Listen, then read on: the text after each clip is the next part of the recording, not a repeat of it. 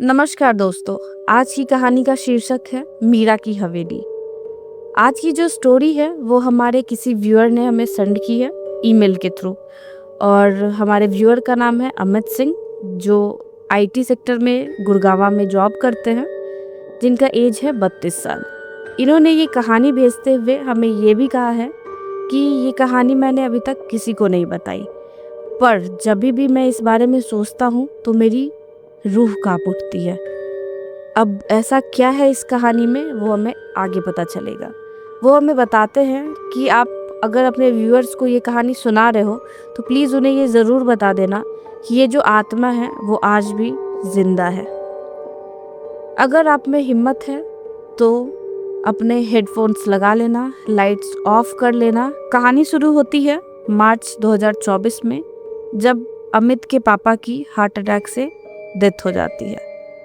उनकी आखिरी ख्वाहिश थी कि राजस्थान में उनके एक इलाके में जिसका नाम है काला देहरा, वहाँ एक हवेली है जो कि 120 साल पुरानी है। तो अमित वहाँ जाए और उसका कुछ ना कुछ जुगाड़ लगाए। तो अमित ने सोचा कि ठीक है, 7-8 दिन की बात है, पहले जा कर के वहाँ काम निपटाते हैं, फिर वापस से दिल्ली में आकर के अपने भीड़ भाड़ और भाग दौड़ वाली ज़िंदगी में वापस से आ जाएंगे। पर उसे कहाँ पता था कि जहाँ वो जा रहा है वहाँ से लौटना इतना आसान नहीं होगा। वो निकल पड़ता है अपनी हवेली के लिए। जब वो वहाँ पहुँचता है तो उसने रिक्शा वाले से पूछा कि भैया ये हवेली का रास्ता कहाँ से है। तो पहले तो रिक्शा वाला बहुत ज़ोर से घबराया, उसके हाथ पैर थरथराने लगे। फिर उसने अमित की तरफ देखा और बोला, बेटा अगर जो भी काम है तुम दिन दिन में कर लेना और वापस काम करके लौट जाना। तो अमित को उस टाइम बहुत तेज हंसी आई। उसने सोचा कि ये लोग अभी भी पुराने ज़माने में जीते हैं। फिर वो उस हवेली पहुंचा। हवेली सुनसान काय, ऐसा लगता था विशाल सा, ये कितने राज दफनाए हुए हैं अपने अंदर। वो अंदर गया और उसने सेकंड फ्लोर पे मास्टर बेडरूम में अपना बैग रखा, जहाँ उसके पापा रहते थे जब वो लोग बचपन में यहाँ पे थे।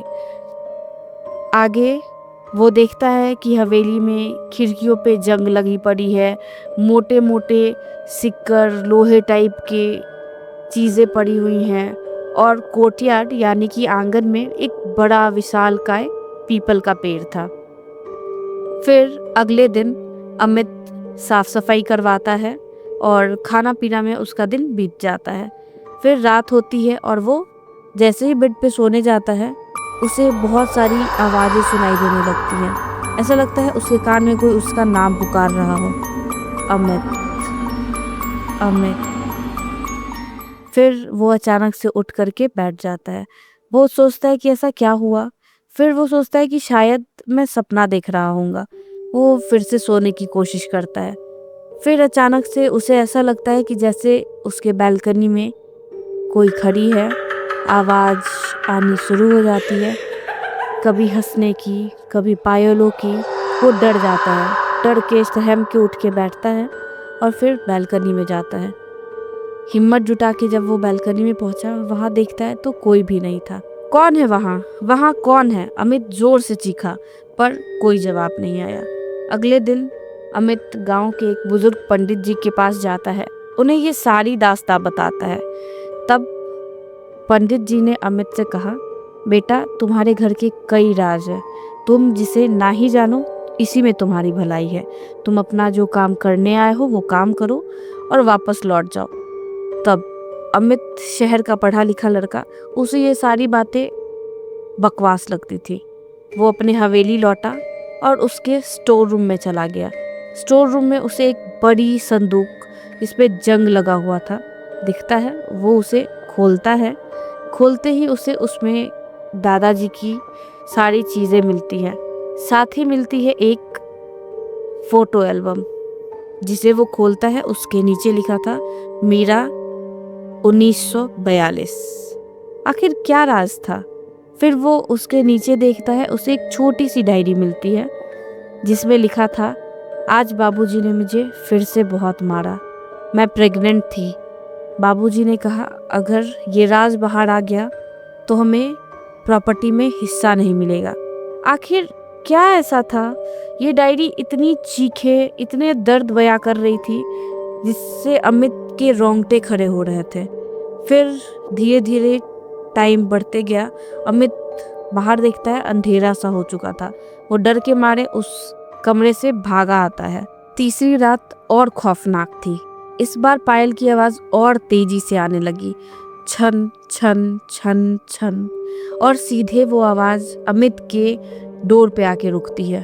फिर नॉक नॉक नॉक 3 बार आवाज आई। अमित तेजी से डर के मारे उठता है और चिल्लाता है, कौन है? लेकिन किसी की आवाज नहीं आती है। अमित उठकर गेट खोलता है। वहां उसे कोई नहीं दिखता है, बस दिखता है तो पैरों की मिट्टी, जैसे अभी अभी कोई वहां पे खड़ा था। फिर वो तुरंत डर से अपने दोस्त को दिल्ली में फोन लगाता है और उसे सारी बात बताता है, रोहन मेरे साथ ऐसा ऐसा हो गया है। और उसका दोस्त उसका हंस करके मजाक उड़ाता है और कहता है, तू थका है भाई, तू सो जा, इसलिए तेरे साथ ऐसा कुछ हो रहा है और तू सपना देख रहा है। पर अमित को पता था कि ये सपना नहीं है, ये जो कुछ भी हो रहा है सब हकीकत है और शायद वो मरने वाला है। आगे ये तो कुछ भी नहीं था। चौथी और 5वीं रात इससे ज्यादा भयानक थी। इस बार अमित को बहुत तेज तेज आवाजें सुनाई देती हैं।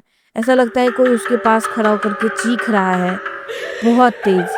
और रात के एग्जैक्ट 3 बजे उसके रूम का टेम्परेचर गिर जाता है। रूम में बहुत ज़्यादा ठंड हो जाती है और अचानक से ऐसा लगता है जैसे अमित के पैर को कोई खरोच रहा है। जब वो डर से उठ के बैठता है और कमरे का लाइट ऑन करता है तो वो देखता है कि उसके पाँव में खून से सने हुए हैं और खरोचों की निशाने हैं, जैसे किसी ने नाखूनों से उसका पैर खरोचा हो।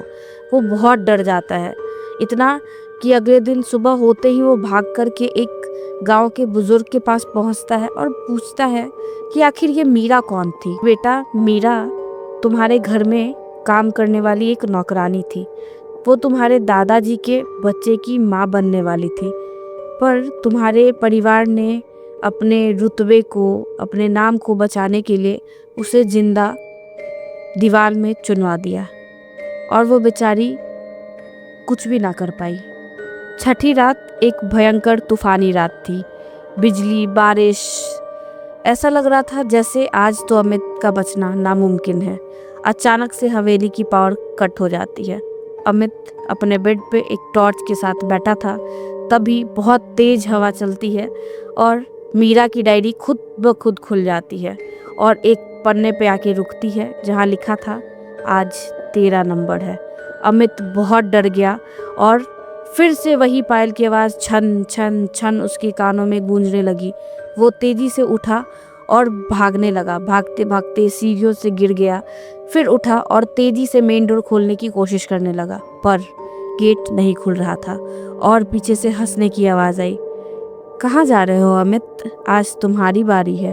तुम्हारे पापा ने भी मुझे नहीं बचाया था, तुम भी नहीं बचाओगे।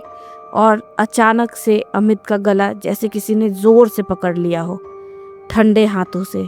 ऐसा लग रहा था जैसे वो मीरा की जगह 1942 में पहुंच गया है।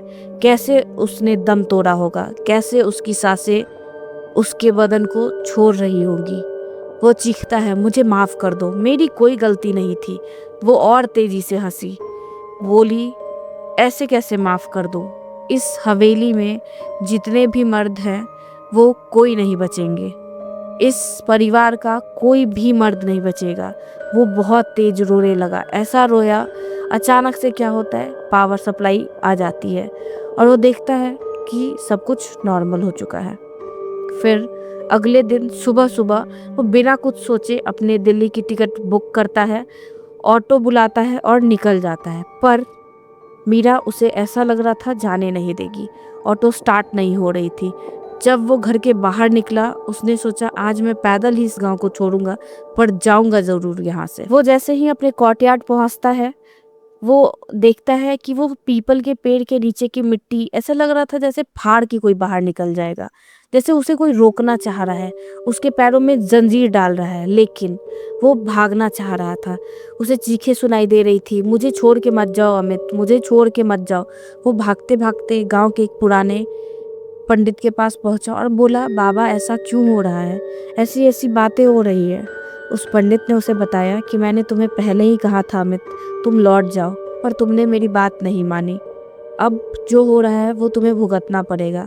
आगे उस बाबा ने उसके कलाई पे एक काला धागा बांधा और बोला, तुम वापस लौट जाओ।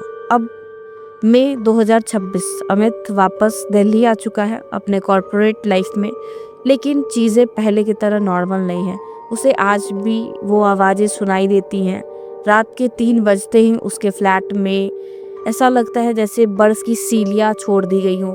पूरा ठंडा मौसम, गर्मी के टेम्परेचर में भी ठंडी का एहसास होने लगता है। पायल की छन छन छन छन पूरे फ्लैट में गूंज उठती है। अमित आज भी इन चीज़ों से डरा सहमा सा रखता है। वो पहले की तरह खुशहाल ज़िंदगी नहीं जी पा रहा है। अमित बताते हैं कि आज भी जब मैं अपने फ्लैट में कभी रात में मिरर देखता हूँ तो ऐसा लगता है कि वो साया मेरे पीछे खड़ी है। और कभी कभी मुझे ऐसे सपने भी आते हैं कि जब मैं सोया हूँ वो मेरे बाल में हाथ डाल रही है और कह रही है सहलाते हुए कि अब हम दोनों एक हो चुके हैं। और अमित अपने ईमेल के आखिरी लाइन में लिखते हैं कि अगर आप कभी ऐसे पुराने घर या हवेली में जाओ तो रात में रुकने की गलती बिल्कुल भी मत करना। और अगर आपको ये स्टोरी अच्छी लगी हो तो चैनल को सब्सक्राइब करना ना भूलें। और अगर आपके पास भी ऐसी कोई रियल पैरानॉर्मल एक्टिविटी या रियल इंसिडेंट स्टोरीज़ हैं तो आप हमारे साथ दिए गए ईमेल पे ज़रूर शेयर करें। हम लोग नेक्स्ट स्टोरी आपके लिए करके आएंगे। और तब तक के लिए सावधान रहें और अपना ध्यान रखें, कहीं ऐसा ना हो कि वो आत्मा आपके बगल में सो रही हो।